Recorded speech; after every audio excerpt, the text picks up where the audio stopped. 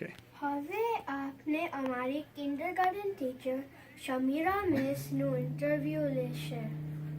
Now we are going to interview our kindergarten teacher. We want you to tell us your experience when you're asked to leave Uganda. Okay, so Yali Mother. So I'm from Uganda, East Africa, and in 1972, President Idi Amin expelled 80,000 of Asians.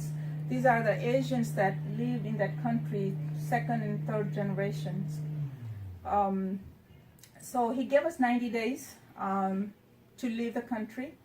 A lot of them were holding British passports, so they went to England and other countries, and most of us were Ugandan citizens because a lot of us were born there. Our parents were born there, and then we kids were born there. So at some point, Molana Hajimam reached out to Canada, and he requested the government there to help the refugees settle in Canada. So about 6,000 to 8,000 people were taken to Canada, mostly Ismailis. And so as we were getting closer to 90 days deadline, situations were getting really bad, really worse. And so we had to decide at that point again. Hajimam comes again and he reaches out to United Nations to help the refugees because we were Ugandan citizens. No country would take us. So what they did was that we became stateless. We gave up our rights that we don't belong anywhere. And United Nations says we just get in the plane and we just take you somewhere. We had no idea where we were going. So before we did that, my dad was a businessman, and most Asians were business people. A lot of us had to leave everything like it was. We couldn't take anything.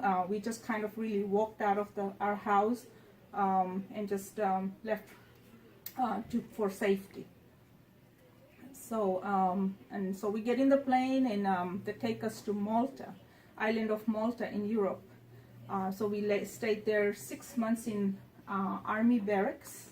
There were American army barracks, and most of us were Ismailis there. So we were able to do Jamaat Khana there. We celebrated Nowruz and Kushali because it was our temporary home. The Maltese people were very nice. They helped us. Young children were able to go to school, and they took us to their homes and helped us in any way we can to make us comfortable. So as of course that was again temporary home, so different countries were coming to sponsor for us to settle where we wanted to go, and they told us we can have 3 choices. So we picked 3 countries: United States because of our education background, speaking English and all that. So we picked United States, and of course it's one of the great countries to come to. And then our other 2 choices were Australia, Norway, and then there were some European countries also came. So we interviewed for all 3 different countries, and then we just waited, and then we were told that we were accepted. United States accepted us. So it was 6 in my family, 6 members, and we were flown to Des Moines, Iowa.